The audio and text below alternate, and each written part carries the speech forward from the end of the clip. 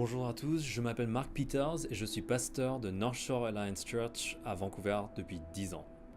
Durant les 2 années ayant mené à l'Assemblée Générale 2018, j'ai eu le privilège de siéger au comité responsable des baptêmes et des membres. La résolution que notre comité a présentée a été approuvée lors de l'Assemblée.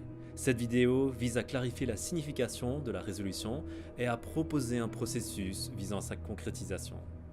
Mais d'abord, permettez-moi de vous indiquer brièvement ce qui nous a menés jusqu'ici.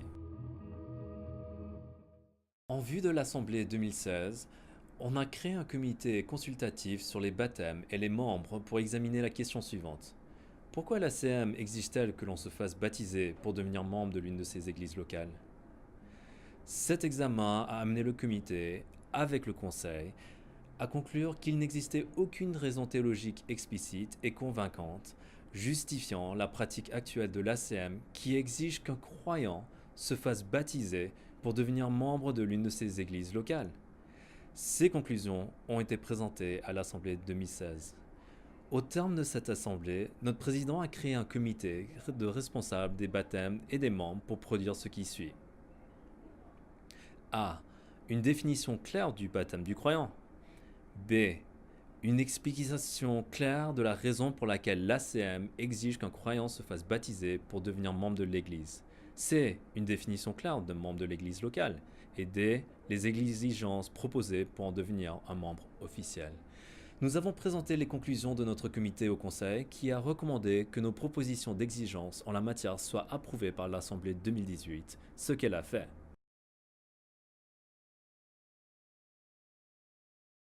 Notre constitution de l'Église locale amendée se lit maintenant ainsi.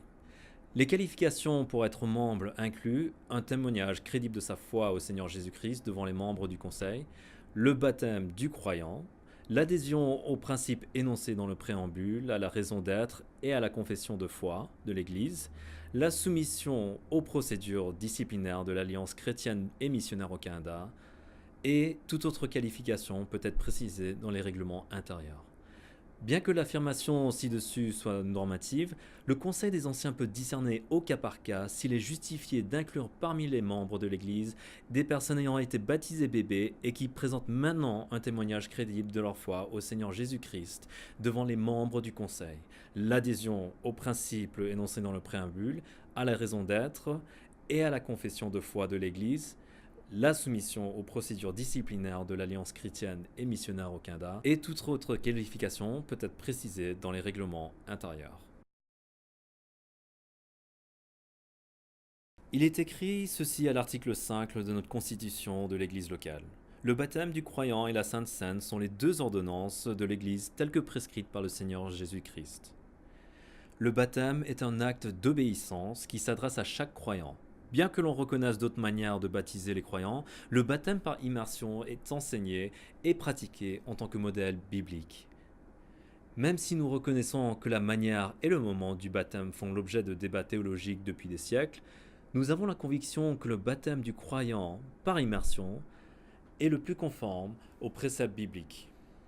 Cela signifie que dans ces églises, l'ACM reste déterminé à prêcher, à enseigner et à pratiquer le baptême du croyant.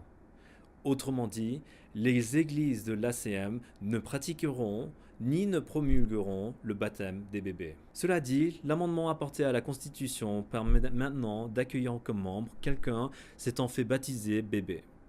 Cette possibilité demeure néanmoins une exception à la pratique. Autrement dit, nous insistons fermement que les églises locales de l'ACM n'acceptent pas automatiquement parmi leurs membres les croyants étaient baptisés bébés. D'où la nécessité de nous doter d'un processus de discernement. La Bible décrit deux expressions de l'Église, l'universelle et la locale.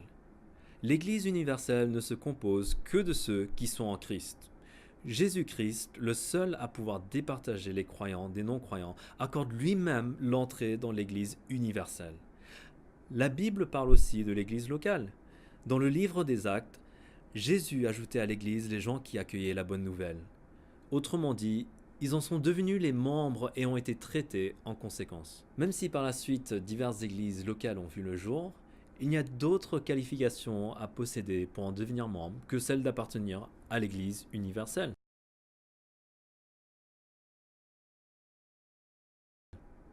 Quand il s'agit d'admettre un membre dans une église locale de l'ACM, la constitution de l'église locale fixe des exigences sans équivoque pour déclarer nos décisions. Le candidat a-t-il eu un témoignage de foi crédible? Adhère-t-il à la confession de foi de l'ACM? S'est-il fait baptiser en tant que croyant? Etc. La question à se poser: sur quelles qualifications particulières, le cas échéant, le Conseil des Anciens doit-il s'appuyer pour discerner si un croyant ayant été baptisé bébé devrait être intégré aux membres? Je suis d'avis que pour la plupart des églises de l'Alliance se sont déjà dotées d'un processus éprouvé. Par exemple, la majorité des églises de l'Alliance requiert des candidats au baptême qu'ils assistent à un cours leur enseignant ce qu'est le baptême et son importance. Les églises de l'Alliance exigent que chaque candidat au baptême, après avoir suivi ce cours, se fasse interviewer par les anciens. Cette entrevue vise à s'assurer que le candidat donne un témoignage de foi crédible et qu'il comprend la signification et l'importance du baptême. Si le baptême s'inscrit dans la formation de disciples, et c'est bien le cas, une bonne compréhension de cette signification et de cette importance s'avéra essentielle à sa croissance spirituelle. Je suggère que ce même processus serve aussi dans le cas d'un croyant ayant été baptisé bébé qui aspire à devenir membre. Selon plusieurs traditions chrétiennes qui pratiquent le baptême des bébés, on demande ultérieurement à chaque personne de passer par un processus de confirmation ou formation de disciples qui inclut l'enseignement de la signification du baptême et une profession de foi publique. Au cours du processus menant le candidat à devenir membre de l'église locale, il se peut que l'on demande au croyant ayant été baptisé bébé d'expliquer la signification et l'importance de son baptême. Si le candidat en est incapable, il serait bon de l'encourager à suivre le prochain cours de préparation au baptême ou à envisager la possibilité de vivre le baptême du croyant. Quand les anciens reçoivent en entrevue quelqu'un qui souhaite devenir membre de l'Église, ils s'attendent à ce que l'Esprit leur révèle au modèle de la prière de discernement une preuve verbale telle que mentionnée et de preuves physiques ou des fruits qui témoignent de la présence du Christ dans sa vie.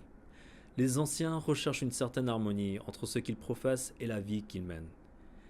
Le fait d'avoir été baptisé en tant que croyant ne rend pas automatiquement son admission parmi les membres. Il en va de même pour celui qui a été baptisé bébé. La vie du candidat rend-elle témoignage de l'œuvre transformatrice du Saint-Esprit? Est-il désireux de devenir un disciple de Jésus? S'est-il engagé à lire la Bible, à prier et à se consacrer à d'autres disciplines spirituelles? Est-il déterminé à servir Dieu selon ses dons et a-t-il la mission à cœur?